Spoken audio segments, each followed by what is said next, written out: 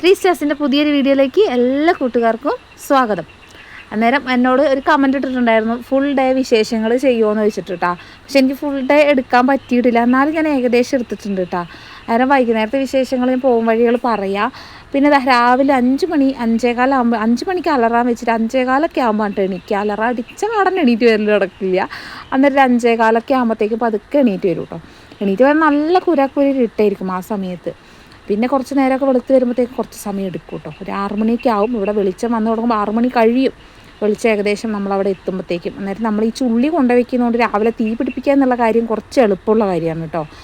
അന്നേരം വേഗം തീ പിടിച്ച് കിട്ടും. നമുക്ക് പണ്ടത്തെ പോലെ ഇപ്പോൾ റേഷൻ കടയിൽ നിന്നൊക്കെ വല്ലപ്പോഴാണ് മണ്ണെണ്ണയൊക്കെ കിട്ടണുള്ളൂ. അന്നേരം 1 ലിറ്റർ മണ്ണെണ്ണ കിട്ടി എത്ര നാൾ തീ കത്തിക്കാൻ പറ്റും? അന്നേരം ഈ ചുള്ളി കൊണ്ടുവയ്ക്കുന്നത് അതിനാണ് കേട്ടോ. രാവിലെ വേഗം തീ പിടിക്കും. ഒരു കഷ്ണം കടലാസ് ഉണ്ടെങ്കിൽ സംഭവം വേഗം ആയി കിട്ടും കേട്ടോ. അത് തീ പിടിപ്പിക്കുകയാണെങ്കിൽ ചായയൊക്കെ വേഗം തിളച്ച് കിട്ടും. നമ്മൾ ഈ ചുള്ളി കൊണ്ടുള്ള ചായച്ചുള്ളി എന്ന് പറഞ്ഞാൽ നല്ല ചൂടും കൂടുള്ള സംഭവമാണ് കേട്ടോ. അന്നേരം അതുകൊണ്ടുള്ളൊരു പ്രയോജനമാണിത്. അങ്ങനെ ഞാൻ ചായക്ക് വെള്ളം അടുപ്പത്ത് വെച്ച് ഇപ്പുറത്ത് താഴെ ഒരു ചെറിയ അടുപ്പ് കൂട്ടി വെച്ചിട്ടുണ്ട്. ഞാൻ 2 കട്ടയൊക്കെ എടുത്തിട്ട് അതിൽ ചോറിന് വെള്ളവും വെച്ചിട്ടുണ്ട് കേട്ടോ. അന്നേരം ചായ തിളയ്ക്കുമ്പോഴത്തേക്കും ചോറിന് വെള്ളം അവിടെ ചൂടാവും.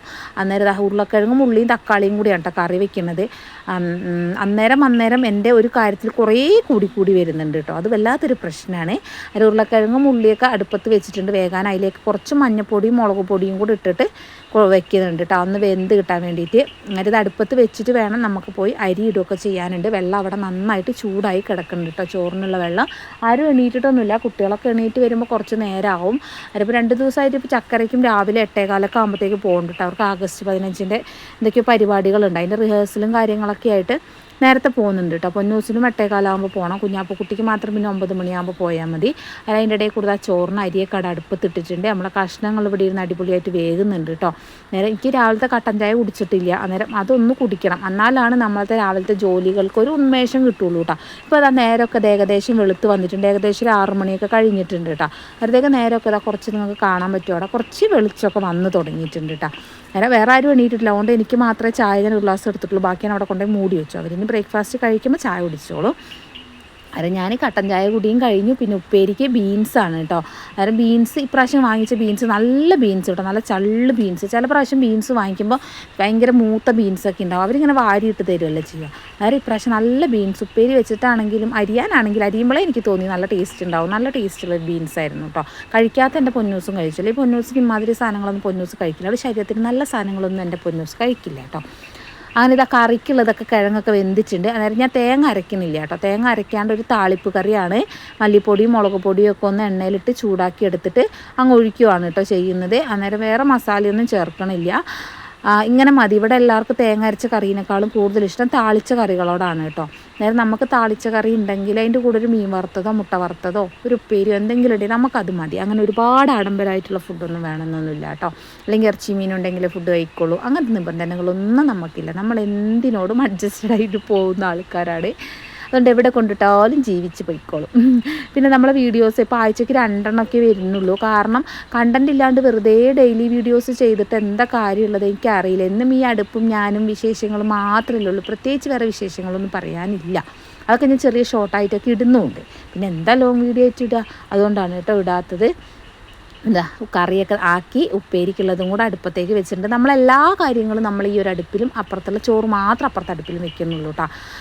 നൂൽപൂട്ടിനുള്ള മാവ് ഞാൻ ചായക്ക് വെള്ളം വെച്ചപ്പോൾ ആ വെള്ളം തിളച്ചപ്പോൾ അതിൻ്റെ അകത്ത് നിന്ന് കുറച്ച് വെള്ളം ഞാൻ എടുത്തിട്ടുണ്ടായിരുന്നു. നൂൽപൂട്ടിൻ്റെ മാവ് കുഴച്ച് വയ്ക്കാൻ വേണ്ടി അത് കുഴച്ച് ഇതാവുന്ന പിഴിഞ്ഞെടുക്കുന്നുണ്ട് കേട്ടോ.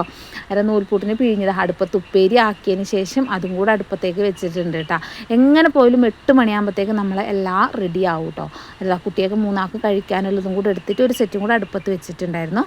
അതും ആയപ്പോൾ ഞാൻ മുട്ടയും വറുത്തെടുത്ത് അവർക്ക് കൊണ്ടുപോകാൻ കുഞ്ഞൂന് മേലെ കഴുകാനുള്ള വെള്ളവും അടുപ്പത്ത് വെച്ചിട്ടുണ്ട് കേട്ടോ.